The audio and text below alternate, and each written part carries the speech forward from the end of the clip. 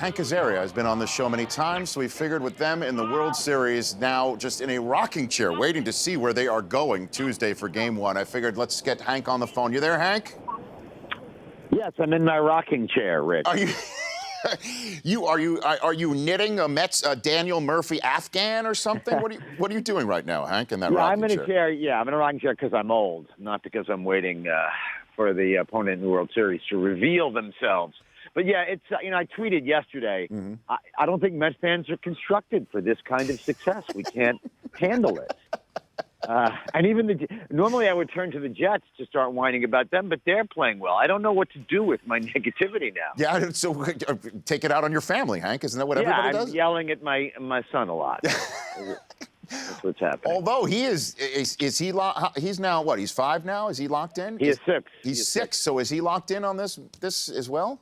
He must be psyched. He is getting a tremendous charge out of how excited I am. Uh-huh. He kind of can't believe that Daddy's so elated and being such an idiot and screaming yes all the time. Well, I mean, Daniel Murphy, where did this come from? Let's admit it. You were wondering if he was worthwhile to stick with at second base, like most Mets fans, or what was your stance on Daniel Murphy, Hank? Yeah, you always loved Daniel Murphy's bat. He's always a guy who's capable of having like a 10-game stretch where he hits 500, but he was always a slap hitter, and he basically still is. I guess the story goes that, Kevin Long came in to help Curtis Granderson with his swing, the ex-Yankees batting coach, and that helped Curtis a lot. And then he kind of went to Murphy, hey, by the way, you could probably have a nice power stroke if you worked on it. And I guess he was right, but getting hot like that at this time.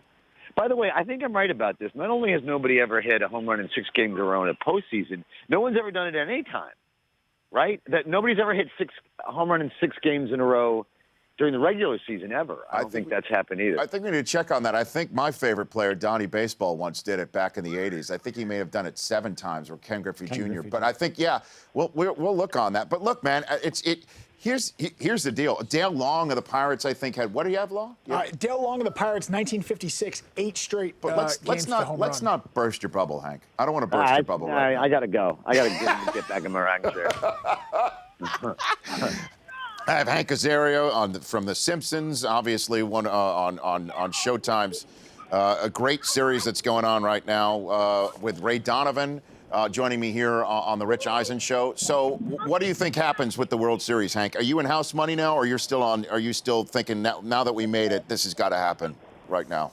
Both. It's already been a tremendously successful season, and I'm, elated and really, really enjoying it.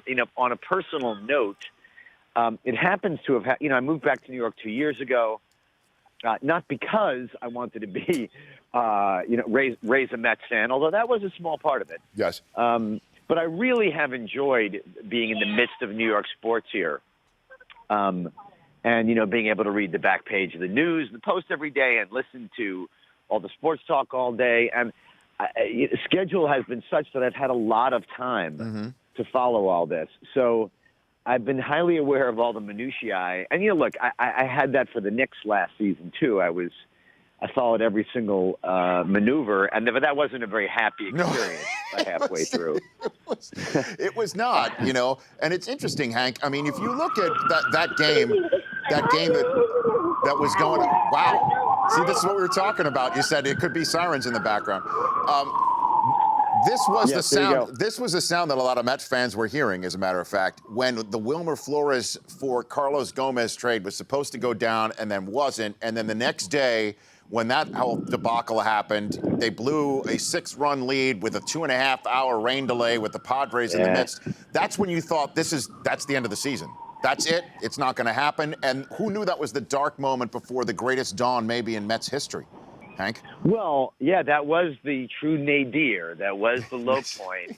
And, yeah, Mets fans are conditioned, besides our entire history, but the way we lost in 06 with the Endy Chavez catch, and then Beltran striking out looking, and then the collapses in 07 and 08, and then the Madoff thing that just depleted our team's finances, so that we had to basically spend money as if we're a small market.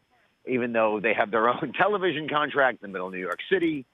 I mean, it's been not a lot of fun, and they have also found incredibly creative ways to lose and beat themselves. And any move they make seems to not work, or has the last bunch of years. Jason Bay, Curtis Granderson at first. He had a not very good season, his first season with the Mets.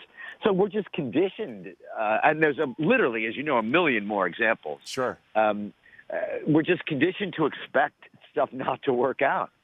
And, what's incredible is they brought in Alderson, the Wilpons did, because they needed somebody who on a budget could turn a team around in a long-term kind of way.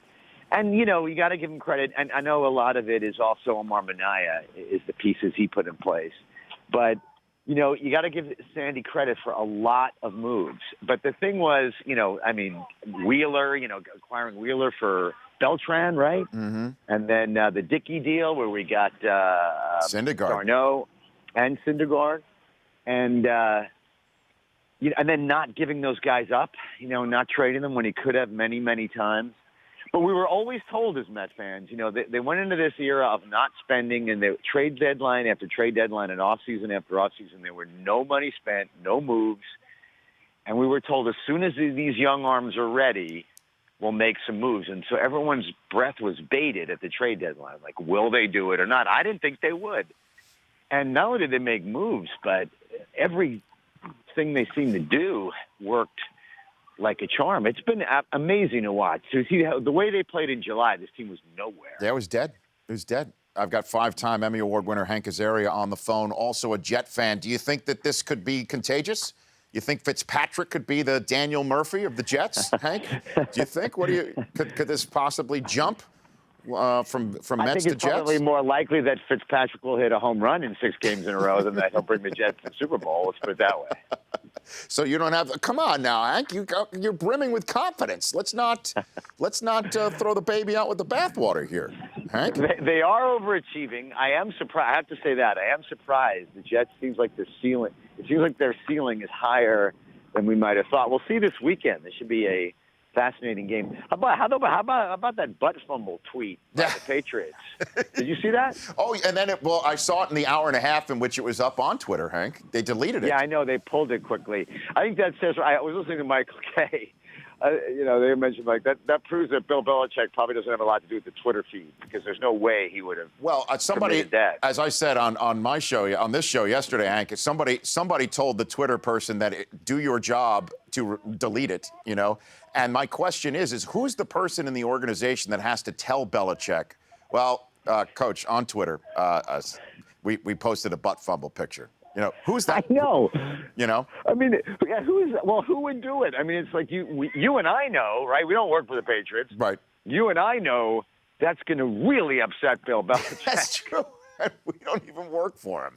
Oh my gosh. So you don't think this is going to be the spark of something huge for the Jets either? Come on, let's get some mojo going for you, Hank. I'll tell you something. I do love Todd Bowles, and did you see his reaction to this tweet?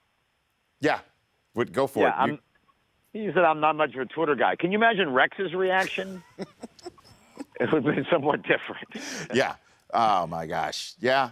I know. What it would have been? What do you think it would have been? It would have been something. Rex's reaction? Yeah. Well, I guess after he finished posting a picture of his wife's feet, he probably would have said something about not kissing any rings. And yeah. Oh, man.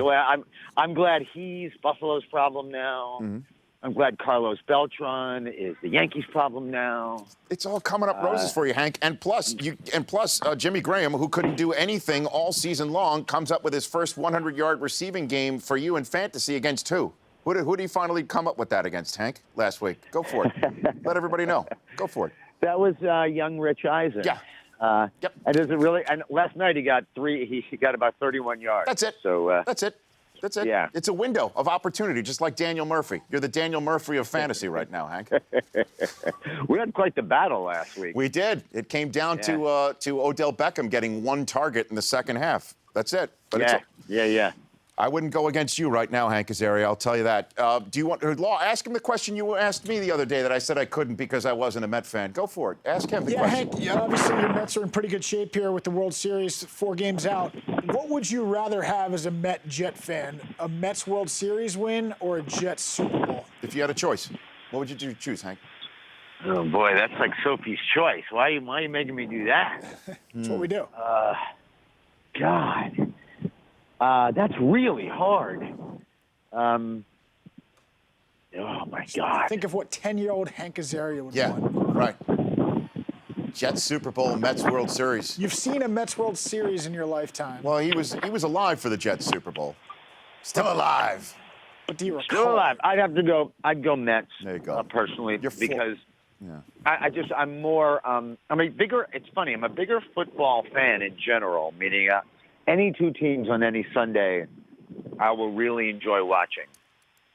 I'm much more of a Mets fan than a baseball fan. I can't really sit down to watch the Mariners against the Brewers and care that much. Mm-hmm. But my heart is so with the Mets. You know, that was kind of my first love kind of thing. Well, good luck to your Mets next week, Hank. Maybe we'll chat if there's a ticker tape or confetti or anything like that, okay? Yeah, I'd rather have the Blue Jays than the Royals. Oh, you would? Be careful what you wish for. Be careful. Well, they're both incredibly rough teams, but right. I think the Royals, the way they can stay in counts long, and I think the way they hit is going to be more troublesome for our starting pitching. And then once you get to our middle relief, then all bets kind of go off. I think the Royals are better at that, and they've been there. And once they get on base, they can drive you insane. I'd much rather play the Blue Jays. Well, I hope you get what you want, Hank. I appreciate you taking the time. You got it. Thanks, man, Rich. You got it, and I love you coming on off as a big-time sports fan and cover up the fact you spend your spare time in playgrounds, Hank. I understand that's what you're doing. Well, I am a dad. I understand that. It is my job. I have a good cover story. Yes, you do. Take care of yourself, Hank.